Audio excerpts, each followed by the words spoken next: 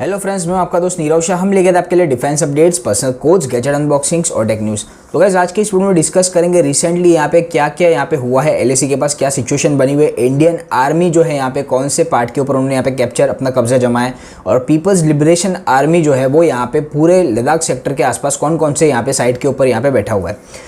अब दोस्तों पिछले वीक की बात करो तो यहाँ पे तकरीबन 3 से 4 मीटिंग हो गई, 12-12 घंटे जितनी लंबी मीटिंग्स। इसके अंदर जो है दोस्तों कोर कमांडर लेवल की मीटिंग थी। यहाँ पे जो है डिस्कस हुआ है डिसएंगेजमेंट को लेके। तो अगर फिलहाल ऐसी बात करें दोस्तों तो यहाँ पे जो है सिचुएशन काफ़ी टेंस बनी हुई दिख रही है, क्योंकि हमारी तरफ से जो है काफ़ी सारे बेहतरीन वेपन्स जो कि भीष्म T90 बैटल टैंक है, T90S जिसे कहते हैं, जो कि रशिया और इंडिया ने मिलकर बनाया, वो वहाँ पे हमने डिप्लॉय कर दिया है। हमारे वहाँ पे मिक्स सीरीज़ के काफ़ी सारे फाइटर जेट डिप्लॉय है। Su-30M का जो कि इंडिया का डोमिनेट फाइटर प्लेन है, जो कि डोमिनेट करता है पूरी एयरफोर्स को, वो वहाँ पे मौजूद है।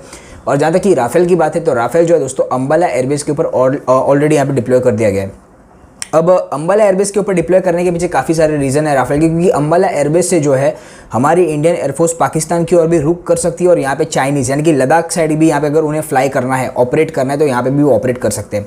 राफेल जैसे फ्रंटियर फाइटर जेट को जो है डायरेक्ट कभी भी फॉरवर्ड बेस के ऊपर कभी तैनात नहीं किया जाएगा, क्योंकि राफेल के अंदर जो है दोस्तों स्कैमर, जैमर और ऐसे काफ़ी सारे जो है यहाँ पे फ्लाई बाय वायर सिस्टम्स लगे हुए हैं, जो कि पूरे एनिमी के एरिया को स्कैन करते हैं और उसके बाद जो इसके ऊपर अटैक करते हैं। तो अटैकिंग के लिए यहाँ पे हमारे पास काफ़ी सारी कैपेबिलिटीज़ मौजूद है, जो कि सुखोई Su-30M के फाइटर जेट में से है। तो हमारे सुखोई जो है यहाँ पे काफ़ी है। सुखोई का रडार जो है दोस्तों एज़ कम्पेयर टू राफेल काफ़ी अच्छा है। राफेल का भी रडार अच्छा है, वो 4th जनरेशन का है, 4.5 जनरेशन का ये फाइटर जेट है दोस्तों। लेकिन सुखोई जो है दोस्तों ब्रह्मोस मिसाइल को फायर कर सकता है। तो इनकमिंग एरियल थ्रेट या इनकमिंग प्राइमरी कोई टारगेट यहाँ पे आता है तो पहले सुखोई उससे यहाँ पे लड़ सकता है। क्योंकि मैं आपको बता दूं ये जो है दोस्तों 1945 का यहाँ पे वॉर नहीं चल रहा है, यानी कि वर्ल्ड वॉर 1 वर्ल्ड वॉर 2 की बात अलग थी। कभी भी यहाँ पे एयरफोर्स की फाइट होती है तो यहाँ पे डॉग फाइट होती है, यानी कि दोनों भी फाइटर प्लेन, एनिमी का फाइटर प्लेन हो चाहे अब हमारा फाइटर प्लेन है, दोनों भी फाइटर प्लेन को जो है यहाँ पे काफ़ी क्लोज आना पड़ता था एंगेजमेंट के लिए, यानी कि अगर उन्हें अटैक करना है, एक दूसरे के ऊपर हमला करना है तो उन्हें क्लोज आना पड़ता है। लेकिन अभी के वॉरफेयर सिनेरियो में दोस्तों ये सारी चीज़ें यहाँ पे नहीं होती, क्योंकि अभी टेक्नोलॉजी इतनी एडवांस हो गई है। अभी जो है आप सभी को पता होगा बियॉन्ड विजुअल रेंज जैसे मिसाइल्स है, मिटियोर है, ये सारी मिसाइल्स जो है IRST है, ये सब missiles beyond visual range missile है। जबकि जो पायलट है, फाइटर पायलट है, वो जो है एक एनिमी के फाइटर जेट को यहाँ पे हेलमेट के अंदर ही यहाँ पे पहचान लेता है रडार की मदद से, और वो जो है 700 किलोमीटर पहले ही यहाँ पे जो है अपने मिसाइल को लॉन्च कर सकता है। तो अभी के टाइम पे दोस्तों दोनों भी कंट्रीज़ के फाइटर जेट या कोई भी XYZ फाइटर जेट है, उन्हें जो है क्लोज होकर एंगेजमेंट की यहाँ पे ज़रूरत नहीं है, वो पहले ही यहाँ पे फायर कर सकते हैं। तो डॉग फाइट होने के चांसेस ना के बराबर है। ये पहला पॉइंट हो गया। अब दोस्तों बात करेंगे नेवी के लिए भी। अब दोस्तों है ऐसी बात कि इंडियन नेवी जो है काफ़ी पुरानी है। हमारी नेवी को जो है दोस्तों कम से कम 145 ईयर्स का एक्सपीरियंस है। आपको पता होगा पहला नाम था ईस्ट इंडियन नेवी, यानी कि हमें जब इंडिपेंडेंस नहीं मिला था उसके पहले की बात कर रहा हूँ। तो ईस्ट इंडिया नेवी के नाम से जो हम यहाँ पे ऑपरेट करते थे। तो हमारी नेवी को जो है पूरे एशियन कंटिनेंट में सबसे ज़्यादा एक्सपीरियंस है। वहीं चाइनीज़ नेवी की बात करें तो यहाँ पे एक चीज़ हमें हकीकत भी है, वो एक्सेप्ट भी करनी पड़ेगी। पिछले 60 साल में जो है 60 ईयर्स में चाइनीज़ नेवी ने जो है काफ़ी अच्छी तरीके से यहाँ पे डेवलपमेंट की है। अगर एयरक्राफ्ट कैरियर की बात करूँ तो हमारे पास फिलहाल जो है अब तक, मैं लास्ट वीक की बात कर रहा हूँ, हमारे पास 2 एयरक्राफ्ट कैरियर मौजूद थे, INS विराट और INS विक्रमादित्य। इसके पहले था INS विक्रांत। अब INS विक्रांत जो है दोस्तों बहुत पुराना शिप था, उसे हमने डिसमेंटल कर दिया। उसके बाद INS विराट आया है। INS विराट जो था दोस्तों ये हमने यूनाइटेड किंगडम के पास से परचेस किया था। HMS हर्मिस इसका नाम था। 1960 की बात है तब वो वहाँ पे कमीशन हुआ था, और 1975 के करीब जो है UK की नेवी ने उसे डिसकमीशन कर दिया था और हमने यहाँ पे कमीशन किया था। तो INS विराट ने भी काफ़ी यहाँ पे अच्छी सर्विस दी। INS विराट ने काफ़ी सारे वर्ल्ड रिकॉर्ड्स भी तोड़े हुए हैं। ये जो एयरक्राफ्ट कैरियर था इसने तकरीबन 11.5 लाख किलोमीटर की यहाँ पे जर्नी तय की है दोस्तों, उसके पूरे अभी तक के लाइफ स्पेन में। और INS विराट को जो है इंडियन नेवी में माँ के नाम से भी जाना जाता था। तो अब दोस्तों इसे भी डिसमेंटल करने में आए। अब ये जो है दोस्तों भावनगर के पास अलंग करके शिप ब्रेकिंग यार्ड है। आज से 3 दिन पहले मैंने एक न्यूज़ देखी थी कि अलंग में जो है इस शिप को भेज दिया गया। किसी प्राइवेट फर्म ने इस शिप को 43 करोड़ में परचेस कर लिया है। अब उसे वहाँ पे तोड़ा जाएगा, यानी कि स्क्रैप शिप ब्रेकिंग जहाँ पे होता है अलंग में, वहाँ पे ये पूरा शिप ब्रेकिंग कर दिया जाएगा, स्क्रैप में बेच दिया जाएगा। अब दोस्तों दिक्कत यहाँ पे हमारे पास है INS विक्रमादित्य। काफ़ी बेहतरीन शिप है दोस्तों। INS विक्रमादित्य एक एयरक्राफ्ट कैरियर है, और INS विक्रमादित्य जब कभी भी कोई भी रीजन में पहुंचता है तो वहाँ पे उसका दबदबा कायम हो जाता है। वो जो है अपने रेडियस से तकरीबन 1000 किलोमीटर तक की निगरानी रख सकता है, और उसके ऊपर जो है Su-30M के फाइटर जेट्स हमेशा यहाँ पे तैनात रहते हैं। तो पाकिस्तान नेवी के पास कोई भी एयरक्राफ्ट कैरियर है नहीं, तो हम उनकी नेवी के साथ आराम से यहाँ पे एंगेज कर सकते हैं। उनके पास ऐसी कोई खास सबमरीन भी नहीं है। फिलहाल जो ऐसी न्यूज़ निकल के कि चाइना जो है यहाँ पे पाकिस्तान को काफ़ी सारी सबमरीन्स बनाकर देने वाला है, लेकिन वो अपकमिंग प्रोजेक्ट है दोस्तों। अभी जो है पाकिस्तान की नेवी से हम इजीली यहाँ पे टैकल कर सकते हैं। अब रही बात दोस्तों चाइनीज़ नेवी की। चाइनीज़ नेवी ने पिछले 3 सालों के अंदर काफ़ी यहाँ पे डेवलपमेंट की। मैंने देखा है उन्होंने जो है अपने 2 बड़े बड़े एयरक्राफ्ट कैरियर रेडी कर दिया। फिलहाल जो है इंडियन नेवी को 3 एयरक्राफ्ट कैरियर की ज़रूरत है, लेकिन हमारे पास फिलहाल एक ही एयरक्राफ्ट कैरियर है। तो आप समझ सकते हैं अगर हमें जो है यहाँ पे चाइनीज़ नेवी की एक्टिविटीज़ को अगर इंडियन ओशन में अगर कम करना है, अगर हमें निगरानी रखनी है, तो हमें अंडमान निकोबार से करीब यानी कि बे ऑफ बंगाल का जो एरिया है वहाँ पे हमें अपना एक एयरक्राफ्ट कैरियर कंपलसरी तैनात करना पड़ेगा। लेकिन वहीं अरेबियन सी में दोस्तों हमारे डिस्ट्रॉयर्स, फ्रिगेट शिप जो है यहाँ पे पाकिस्तान की नेवी की एक्टिविटी के ऊपर यहाँ पे नज़र बनाए रखते हैं। आप सभी को पता होगा कि जब ही राफेल जो है यहाँ पे आया फ्रांस से 7000 किलोमीटर की जर्नी तय करके, जब दुबई से उसने टेक ऑफ किया था, तब हमारे राफेल के फाइटर जेट ने जो है INS कलकत्ता के साथ कॉन्टैक्ट में आया था, जो कि उस वक्त यहाँ पे अरेबियन सी में ही मौजूद था। तो दोस्तों अगर अरेबियन सी की बात करो तो वहाँ पे हमारे फ्रिगेट्स, कॉर्वेट्स, डिस्ट्रॉयर ये पाकिस्तान नेवी के लिए काफ़ी है।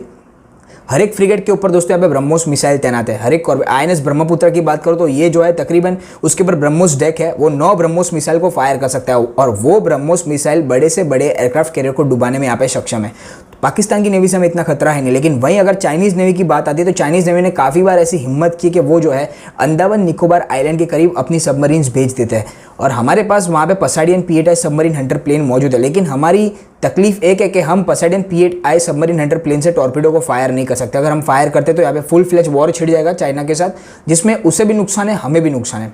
अब दोस्तों ये तो बात हो गई नेवी के बारे में, हमने एयरफोर्स की भी बात की। अब हम डायरेक्ट बात करते हैं बटालियंस की, जो कि चाइनीज़ की PL है, पीपल्स लिबरेशन आर्मी, और हमारी इंडियन आर्मी है। अब दोस्तों होता यह है कि पेंगोंग सो रिवर जो है, पेंगोंग सो लेक जो है लद्दाख के पास, यहाँ पे फिंगर 8 तक जो है इंडियन आर्मी पेट्रोलिंग करने जाती थी। लेकिन ये पूरा जो मुद्दा यहाँ पे उठा है वो ये है कि फिंगर 4 के ऊपर चाइनीज़ आर्मी ने आके इंडियन आर्मी को ब्लॉक कर दिया, यानी कि 4 फिंगर जो है ऑलरेडी चाइनीज़ आर्मी ने यहाँ पे कब्जा कर लिया। इससे हमें फ़ायदा हुआ दोस्तों, मैं आपको बताता हूँ। 1962 का जब भी वॉर हुआ था तब इंडिया ने जो है इंडो चाइना वॉर के दौरान रेजांगला पास को हाथ से गंवा दिया था। लेकिन आज कुछ स्थिति ऐसे है कि इंडियन आर्मी ने जो है काफ़ी सारे एरिया रेजांगला पास के ऊपर अपना वापस कब्जा जमा दिया है। अब दोस्तों आप सभी को एक एग्जांपल देना चाहूँगा, काफ़ी बेहतरीन एग्जांपल है, आपको समझना होगा इसे। जब 1999 का कारगिल वॉर हुआ था तभी जो है दोस्तों 13 जैक राइफल को ना तो यहाँ पे RT सपोर्ट मिला था, ना तो उन्हें एक्लेमेटाइजेशन का मौका मिला था, और उन्हें जो है काफ़ी यहाँ पे नुकसान हुआ था। हमारे काफ़ी सोल्जर्स यहाँ पे मारे गए थे। और ये देखते हुए जब जो है इंडियन आर्मी के जो हेड्स थे, जो भी लीडर थे, उस वक्त उन्होंने ऐसा डिसीजन किया कि हम जो है 18 ग्रेनेडियर्स को वहाँ पे भेजेंगे। और 18 ग्रेनेडियर जब तक कारगिल पहुंचा था दोस्तों, तब उन्हें RT सपोर्ट मिल गया था, एक्लेमेटाइजेशन का मौका मिल गया था, और हमने टाइगर हिल को अपने कब्जे में लिया था। ये सब देखते हुए दोस्तों यहाँ पे इंडिया चाइना के बीच में फिलहाल स्थिति पूरी अलग है, विपरीत आपको देखने मिलेगी। इंडियन आर्मी ये जानता था कि कारगिल में क्या हुआ, तो ये जो है चाइनीज़ आर्मी को ऐसा मौका देना नहीं चाहता था। हमने जितनी भी पीक्स थी बड़ी बड़ी लद्दाख के ऊपर, उसके ऊपर हमने कब्जा कर दिया है। यानी कि आप समझ लीजिए कि इंडियन आर्मी यहाँ पे एडवांटेजेस पोजीशन के ऊपर बैठा हुआ है और चाइनीज़ आर्मी जो है दोस्तों वो नीचे है। तो हमने जो है चाइनीज़ आर्मी के पास काफ़ी सारे टैंक है, टाइप 15 टैंक्स है, जो कि काफ़ी हल्के रहते हैं, और हमारे पास जो है दोस्तों वर्ल्ड का सबसे बेहतरीन और पावरफुल टैंक है, जो कि भीष्म T-90S बैटल टैंक है। ये एक ही टैंक ऐसा है जो मिसाइल्स को भी फायर कर सकता है। अब दोस्तों भीष्म T-90S की कैपेबिलिटी की बात करो तो ये पर्वत के ऊपर भी चढ़ सकता है, ये खाई के अंदर भी उतर सकता है, और ये कोई भी डेजर्ट का एरिया हो, कहाँ पे भी ये आप टैंक को भेजिए, वो आराम से वहाँ पे ऑपरेट हो जाएगा। लेकिन इंडियन आर्मी जो है सेफ्टी और सिक्योरिटी को देखते हुए हमने जो है यहाँ पे कोई भी टैंक्स को उतारा नहीं है। लद्दाख के पास हमारी टैंक्स है, लेकिन हमने डिप्लॉय नहीं किया दोस्तों। हमने वहाँ पे ATGM मशीन्स को डिप्लॉय किया, जो कि एंटी टैंक गाइडेड मिसाइल जिसे कहते हैं। मान लीजिए अगर इनकमिंग कोई टैंक आ रहा है तो हम जो है एंटी टैंक गाइडेड मिसाइल की मदद से उनकी टैंक को उड़ा सकते हैं। तो यहाँ पे टैंक के सामने हमने टैंक को नहीं उतारी, हमने टैंक को लद्दाख में स्टैंड बाय मोड पे रखा है। अगर जरूरत पड़ी तो इंडियन बटालियंस उसे यूज़ करेगा, लेकिन यहाँ पे ATGM ही जो है दोस्तों एंटी गाइडेड टैंक मिसाइल वो काफ़ी है। अब दोस्तों बात करते हैं यहाँ पे दूसरे कौन कौन से फाइटर प्लेन्स जो है यहाँ पे अवेलेबल। जैसे कि मैंने बताया SU-30MK अवेलेबल है, मिक्स सीरीज के काफ़ी सारे फाइटर जेट अवेलेबल है, और सबसे बड़ी बात अपाची हेलीकॉप्टर, जिसे नाइटमेयर कहते हैं दोस्तों। पूरे वर्ल्ड में अपाची हेलीकॉप्टर सबसे डेंजरस हेलीकॉप्टर है, और काफ़ी सारी आर्मी, तालिबान में आपने देख लिया अपाची ने क्या किया था। ओसामा बिन लादेन के वक्त जो है दोस्तों अपाची ने काफ़ी अच्छी सर्विस दी। अफगानिस्तान में भी अपाची हेलीकॉप्टर का काफ़ी अच्छा सर्विस सीलिंग एरिया रहा है। तो अपाची हेलीकॉप्टर एक ऐसा हेलीकॉप्टर है जो कि नाइट के दौरान भी इसे यूज़ कर सकते हो, और इसका नाइट विजन जो कैमरा है दोस्तों काफ़ी बेहतरीन है। ये 150 किलोमीटर पहले एनिमी को अंधेरे में भी डिटेक्ट कर सकता है, उसके ऊपर ब्लाइंडली मिसाइल को फायर कर सकता है, और वो भी ऐसी तैसी कोई मिसाइल नहीं है। इसके अंदर से हम हेलिना और हेलफायर जैसी बहुत ही भयानक मिसाइल को फायर कर सकते हैं, और वो जो डैमेज पहुंचाता है दोस्तों उससे रिकवर होना नामुमकिन है। तो चाइना ये अच्छी तरह से जानता है कि हमारे पास जो है वेपन्स काफ़ी कम है, हमारे पास आर्मामेंट काफ़ी कम है, हमारे पास टेक्नोलॉजी जो है कंपेयर टू चाइनीज़ काफ़ी बढ़िया है। उनके पास क्वांटिटी ज़्यादा है, लेकिन हमारे पास क्वालिटी ज़्यादा है। अगर मैं बात करूँ 36 राफेल अगर इंडिया में आ जाते हैं, मैं एक आपको एग्जाम्पल दे रहा हूँ। फिलहाल जो आपको पता है 5 राफेल आ गए, 5 राफेल और आने वाले। अब दोस्तों मान लीजिए 36 राफेल आने के बाद यहाँ पे इंडिया और चाइना के बीच में वॉर छिड़ता है, तो हमारे 36 राफेल आप समझिए मैं क्या बोल रहा हूँ। 36 राफेल अगर हमारे डिस्ट्रॉय हो गए तो आप इतना गारंटी के साथ लिख के ले लीजिए कि चाइनीज़ आर्मी की आधी एयरफोर्स जो है राफेल पहले ही खत्म कर चुका होगा, क्योंकि चाइना जब 4 फाइटर जेट उतारेगा उसके सामने हमारा एक राफेल इनफ है दोस्तों। अगर चाइनीज़ अपनी आधी एयरफोर्स को खत्म करना चाहता है दोस्तों तो उन्हें जो है हमारे 36 राफेल को डैमेज करना पड़ेगा, डिस्ट्रॉय करना पड़ेगा, जो कि इम्पॉसिबल है। और रही बात राफेल की दोस्तों, उसके सामने बैकबोन जो है दोस्तों यहाँ पे सुखोई Su-30M क्या है। आपको पता होगा जब दुबई से यहाँ पे राफेल आ रहे थे तभी हमने जो है एक विक्ट्री शेप में उनका एक फॉर्मेशन देखा था जो कि उड़ के आ रहा था और उसको कवर देने के लिए यहाँ पे सुखोई था। तो सुखोई और राफेल का कॉम्बिनेशन जो है Su-30M का और राफेल का, ये बेहतरीन कॉम्बिनेशन है। तो मुझे नहीं लगता कि चाइनीज़ एयरफोर्स जो है इंडियन एयरफोर्स को कोई भी एंगल से यहाँ पे टक्कर दे पाएगा। अब दोस्तों मैंने नेवी की बात की, एयरफोर्स की बात की, हम दोस्तों हम लद्दाख की बात करते हैं।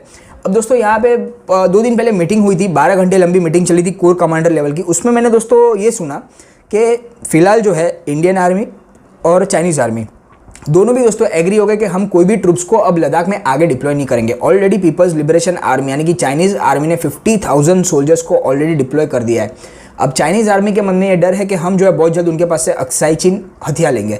अब दोस्तों ये भी हमारे एजेंडा में है। पीओके की बात करें, पीओके भी हमारे एजेंडा में, अक्साई चीन भी हमारे एजेंडा में, लेकिन टाइम लगेगा हर एक चीज़ को। लेकिन गवर्नमेंट जो यहाँ पे स्टेप्स ले रही है काफ़ी बढ़िया ले रही है। अब चाइना यहाँ पे पूरी तरीके से डर गया तो उन्होंने अक्साई चीन में अपनी 50,000 मिलिट्री को डिप्लॉय कर दिया है। और यहाँ पे अच्छी न्यूज़ इस बीच ये निकल के कि BRO बॉर्डर रोड ऑर्गेनाइजेशन ने जो है काफ़ी लंबा रोड यहाँ पे तैयार कर दिया है दौलत बेग ओल्डी के पास, जो हमें डायरेक्ट अक्साई चीन तक पहुँचा सकता है। मान लीजिए अगर हमारी आर्मी अक्साई चीन तक पहुंच सकती है तो हम जो है आराम से सियाचिन ग्लेशियर को डिफेंड कर सकते हैं। हमारी ऑलरेडी सियाचिन ग्लेशियर के ऊपर हमारी इंडियन आर्मी काफ़ी सालों से यहाँ पे तैनात है दोस्तों। तो हमें आर्म्स, एम्यूनिशन, राशन सप्लाई ये सब सियाचिन ग्लेशियर तक पहुँचाना काफ़ी ज़रूरी है। ये जो है फिलहाल हमारा प्राइमरी मोटो यहाँ पे बनता है, क्योंकि सियाचिन ग्लेशियर इंडिया के हाथ से चला गया, इसका मतलब इंडिया की गर्दन जो है वो चाइना और पाकिस्तान के हाथ लग गई। तो हम जो है सियाचिन ग्लेशियर के पॉइंट ऑफ व्यू भी यहाँ पे देख रहे हैं, हम उसके ऊपर भी ध्यान दे रहे हैं। अब लद्दाख की बात करें तो दोस्तों यहाँ पे जो है टेम्परेचर काफ़ी बिगड़ता दिख रहा है। अब मैं आपको बता दूँ, आज से 2 वीक पहले एक मैंने वीडियो को अपलोड किया था, उसमें मैंने बताया था कि फिलहाल जो है लद्दाख में टेम्परेचर चल रहा है -10 डिग्री सेल्सियस। अगर आप आज गूगल चेक करते हो तो आज का टेम्परेचर लद्दाख का -32 डिग्री सेल्सियस है और चाइनीज़ आर्मी इसे यहाँ पे टॉलरेट नहीं कर सकता। इंडियन आर्मी में जितने भी यहाँ पे सोल्जर्स को डिप्लॉय किया वो लद्दाख स्काउट्स है, टिबेटियन स्काउट्स। अब ये जो है ऐसे एनवायरनमेंट में रह सकते हैं। फिलहाल जो है यहाँ पे एस्केलेशन दिख रही है। ईस्टर्न लद्दाख के ऊपर भी आपको एस्केलेशन की न्यूज़ यहाँ पे आएगी। दिप्सांग जो एरिया है यहाँ पे भी एस्केलेशन हुआ है दोस्तों, लेकिन ये मैं डेफिनेटली कह सकता हूँ कि अचानक से ही जो है दोस्तों ये एस्केलेशन काफ़ी कम हो जाएगी। धीरे धीरे चाइनीज़ आर्मी पीछे हटना स्टार्ट हो जाएगी। और चाइनीज़ आर्मी के काफ़ी सारे वीडियोज़ मैंने देखे, ये वायरल हो रहे हैं, उसमें चाइनीज़ आर्मी को क्लियरली यहाँ पे रोते हुए दिखाई दे रहा है कि हमें ऐसे एरिया में डिप्लॉय करें। तो चाइनीज़ आर्मी ये इसके लिए सूटेबल नहीं है दोस्तों। तो देखते दोस्तों आने वाले टाइम में पता चल जाएगा। लेकिन फिलहाल जो है ये एस्केलेशन एक नाम का एस्केलेशन चल रहा है, यहाँ पे आगे कुछ भी नहीं होने वाला है। हमारे पास बेहतरीन हथियार है, ब्रह्मोस है, भीष्म T-90S बैटल टैंक है, हमारे पास intercontinental ballistic long range missiles भी है। अब दोस्तों long range intercontinental ballistic missile का तभी कोई यूज़ करता है जब यहाँ पे फुल फ्लेज वॉर छिड़ जाता है। मान लीजिए अगर इंडियन आर्मी की सबसे पहले मैं बता दूं नो फर्स्ट यूज़ यहाँ पे पॉलिसी को फॉलो करता है। हम किसी भी कंट्री के ऊपर पहले न्यूक्लियर अटैक नहीं करेंगे, अगर हमारे पे होता है तो हम करेंगे। लेकिन हम जो है हमारी कंट्री जो है इंडिया जो है न्यूक्लियर ट्रायड में सक्षम है। हम सबमरीन में से बैलिस्टिक मिसाइल फायर कर सकते हैं जो कि न्यूक्लियर केपेबल है, हम उससे फाइटर जेट से फायर कर सकते हैं, हम उसे लैंड बेस्ड प्लेटफॉर्म से फायर कर सकते हैं। न्यूक्लियर ट्रायड हमारा कंप्लीट हो चुका है, तो हमें यहाँ पे डरने की कोई ज़रूरत नहीं है। रही बात दोस्तों लॉन्ग रेंज बैलिस्टिक मिसाइल की, तो यहाँ पे एक एडवांटेज चाइना के पास है। चाइना के पास एक मिसाइल है जिसका नाम है डोंगफेंग 14। अब डोंगफेंग 14 और 15 की जो सीरीज़ है दोस्तों ये पूरा इंडिया कवर करता है। अगर ये मान लीजिए बीजिंग या शंघाई किधर लॉन्च पैड से अगर चाइना इसे लॉन्च करता है तो वो जो है कश्मीर से लेकर कन्याकुमारी तक किसी भी एरिया में प्रिसाइसली यहाँ पे अटैक कर सकता है। अब दोस्तों इससे बचने का रास्ता क्या है, हमारे पास जो है एयर डिफेंस सिस्टम है, आकाश एयर डिफेंस सिस्टम है, Su-400 हमारे पास आया नहीं है, DRDO का अपना एयर डिफेंस सिस्टम है। अगर हम उससे दोस्तों बचने की ट्राई करते हैं तो हो सकता है कि इंडियन एटमॉस्फेयर के अंदर आके हम उस मिसाइल को जो यहाँ पे हवा में ही उड़ा दें, लेकिन न्यूक्लियर कैपेबल मिसाइल होने की वजह से रेडिएशन काफ़ी स्प्रेड हो सकता है। अब मैं दोस्तों हमारी बात करूँ, हमारे पास अग्नि सीरीज़ की मिसाइल है, पृथ्वी सीरीज़ की मिसाइल, ये काफ़ी एडवांस मिसाइल और सबकी रेंज में बात करूँ 7,500 किलोमीटर तक की है। अगर हम ये मिसाइल्स को JNK या पठानकोट या अंबाला या मैं कहूँ लद्दाख की बात कर लूँ, यहाँ से इसे हम लॉन्च करते तो इसकी जपेट में जो है दोस्तों पूरा चाइना आ जाता है। हम बीजिंग और शंघाई को आराम से यहाँ पे टारगेट कर सकते हो। अगर शंघाई और बीजिंग यहाँ पे गिर गया दोस्तों तो चाइना का इकोनॉमिक कैपिटल, चाइना का फाइनेंशियल कैपिटल जो है वो डिस्ट्रॉय हो जाएगा, चाइना को इससे काफ़ी नुकसान पहुँचेगा। तो यहाँ पे फुल फ्लेज वार और इंटरकॉन्टिनेंटल बैलिस्टिक मिसाइल्स का यूज़ ना के बराबर है। मैं आपको बता दूँ 2 वीक पहले की बात है, इंडिया ने जो है जापान के साथ एक पैक्ट को साइन किया था। ये एक मिलिट्री पैक्ट था। इसका ये मतलब था अगर कोई भी कंट्री इंडिया के ऊपर अटैक करता है तो जापान के ऊपर इनडायरेक्टली अटैक हुआ ये जापान समझेगी और जापान भी वॉर में आ जाएगा। और ये कॉमन है दोस्तों, अगर कोई कंट्री जापान के ऊपर वॉर डिक्लेयर करता है दैट मीन्स वॉर डिक्लेयर और अमेरिका, तो इंडिया के ऊपर अगर वॉर डिक्लेयर होता है तो जापान और अमेरिका को यहाँ पे आना ही पड़ेगा और जापान और अमेरिका इंडिया को सपोर्ट करेगा। और साउथ चाइना सी में भी हम देख रहे हैं कि इनकी पकड़ जो है काफ़ी यहाँ पे मुश्किल बनती दिख रही है। अभी आप सभी को पता होगा कि गुरिल्ला वारफेयर, अगर आपने सुना होगा ये वर्ड गुरिल्ला वॉरफेयर, उसके अंदर एक कंट्री पूरे वर्ल्ड में काफ़ी अच्छी तरीके से जानी जाती है जिसका नाम है वियतनाम। वियतनाम ने जो है यूएसए की आर्मी को 8 महीने तक वियतनाम में फंसा के रखा और उनके काफ़ी सारे सोल्जर्स को मार दिया और फाइनली अमेरिका जैसी आर्मी, इतनी बड़ी आर्मी है वर्ल्ड की, उसे जो है यहाँ से विड्रॉ करना पड़ा। तो गुरिल्ला वॉरफेयर जो है दोस्तों उसमें इंडियन आर्मी का एक ट्रेनिंग पार्ट भी है। इंडियन आर्मी गुरिल्ला वॉरफेयर में भी दोस्तों माहिर है, लेकिन लद्दाख जैसा जो एरिया है, ये जो दोस्तों स्नो डेजर्टेड एरिया है, यहाँ पे गुरिल्ला वॉरफेयर काम में आता नहीं है इतना। आप ज़्यादा से ज़्यादा दोस्तों स्नो में अगर जाएंगे तो आप वाइट जैकेट ऊपर पहन लीजिए, पूरे वाइट कपड़े पहन लीजिए, तो आप जो है आइडेंटिकल नहीं होते। लेकिन ये जो है दोस्तों नॉर्मली आइडेंटिकल हो जाते हैं स्नीपर्स के लिए। अगर स्नीपर राइफल से कोई आपके ऊपर अटैक करे तो वो आपको इजीली आइडेंटिफाई कर सकता है। तो ऐसे एरिया में जो है दोस्तों गुरिल्ला वॉरफेयर काम में नहीं आता। अगर आपका वॉर जंगल में चल रहा है, अगर मैं आपको बता दूँ बांग्लादेश का वॉर हुआ था 1971 में, इंडिया ने सपोर्ट किया था बांग्लादेश को आज़ाद कराने के लिए, ईस्टर्न पाकिस्तान की बात कर रहा हूँ। यहाँ पे जो है दोस्तों जंगल और पूरा दलदल था, तो ये एरिया में गुरिल्ला वॉरफेयर तभी काम आ सकता था, लेकिन तभी इंडियन आर्मी को गुरिल्ला वॉरफेयर की ट्रेनिंग यहाँ पे नहीं दी गई थी। लद्दाख जैसे एरिया में दोस्तों गुरिल्ला वॉरफेयर कभी काम में आता नहीं, लेकिन फिलहाल जो है इंडियन आर्मी ऐसी पोजीशन में है कि वो चाइनीज़ आर्मी को वहाँ पे धूल चटा सकता है। तो दोस्तों मुझे नहीं लगता यहाँ पे फुल फ्लेज यहाँ पे वॉर होने वाला है। हमारे पास काफ़ी एडवांस मिसाइल्स है, काफ़ी एडवांस फाइटर जेट्स है जो कि फ्रंटियर लाइन के ऊपर अभी तैनात कर दी गए और पाकिस्तान शायद इसका फ़ायदा उठाने की कोशिश करेगा। तो अंबाला एयरबेस के ऊपर हमारे Rafale fighter jet already deploy कर दिए गए। तो 5 फाइटर जेट जो है दोस्तों ये जो है इनफ है पाकिस्तान के लिए। पाकिस्तान का कोई भी फाइटर जेट में बात करूँ, उनका फ्रंटियर फाइटर जेट है F-16 जो कि अमेरिका का है। अब F-16 की बात करें तो भाई हमारे वर्धमान अभिनंदन थे जो कि MiG-21 लेके उड़े थे, 1970s का वो फाइटर जेट था MiG-21, उसने F-16 को मार गिरा है। अभी आप सोचिए दोस्तों कि इनके फाइटर प्लेन जो है पाकिस्तान के कितने इंफीरियर क्वालिटी के हो गए। तो यहाँ पे मैं तो कहूँ यहाँ पे एक राफेली जो है दोस्तों काफ़ी हो गया, वो कम से कम 2 या 3 F-16 को पहले यहाँ पे डिटेक्ट कर सकता है। और हमारे पास काफ़ी एडवांस यहाँ पे मैं कहूँ तो हमारे पास रडार्स है, जैमर्स है। तो और वहीं दोस्तों बात रही अवॉक्स की, तो अवॉक्स भी हमारे पास अवेलेबल है। 5 अवॉक्स फिलहाल इंडियन एयरफोर्स में काम करे। तो हमारी रडार जो है दोस्तों काफ़ी पावरफुल है दोनों भी साइड से। अगर मैं ईस्टर्न फ्रंट की बात करूँ चाहे मैं वेस्टर्न फ्रंट की बात करूँ, दोनों भी तरफ जो है हमारे रडार्स काफ़ी पावरफुल और ये जो है कोई भी इनकमिंग थ्रेट को यहाँ पे पहले डिटेक्ट कर सकते हैं। तो ये इस वीडियो में बात करूँ दोस्तों, और मुझे तो नहीं लगता यहाँ पे कोई भी यहाँ पे फुल फ्लेज वॉर यहाँ पे होने वाला है। छोटी मोटी एस्केलेशन देखने मिलेगी, लेकिन 1-2 महीने में सब शांत हो जाएगा। फिलहाल जो है सबसे बड़ा इंपॉर्टेंट फैक्टर है टेम्परेचर। वहाँ पे टेम्परेचर दिन ब दिन गिरता जा रहा है और चाइनीज़ आर्मी को बैकफुट करना ही पड़ेगा। तो ये जो है दोस्तों ज़्यादा से ज़्यादा अगर मैं कहूँ तो 1 महीने की बात है बस। अक्टूबर अगर स्टार्ट हो जाए दोस्तों, अक्टूबर के 2nd-3rd वीक में जो वहाँ पे ठंडी काफ़ी बढ़ जाएगी दोस्तों और वहाँ से चाइनीज़ आर्मी बैकफुट कर लेगी। ये आपको न्यूज़ में भी देखने मिल जाएगा। देखते दोस्तों आने वाले टाइम में पता चलेगा, लेकिन फिलहाल जो है यहाँ पे स्थिति काफ़ी ख़राब है अगर मैं बात करूँ LAC के ऊपर। लेकिन टाइम लगेगा, 1-2 वीक की बात है, धीरे धीरे सब यहाँ पे ठीक हो जाएगा। तो हमें जो है फिलहाल यहाँ पे कोई टेंशन लेने की ज़रूरत नहीं है। यहाँ पे कोई भी वॉर होने नहीं वाला है।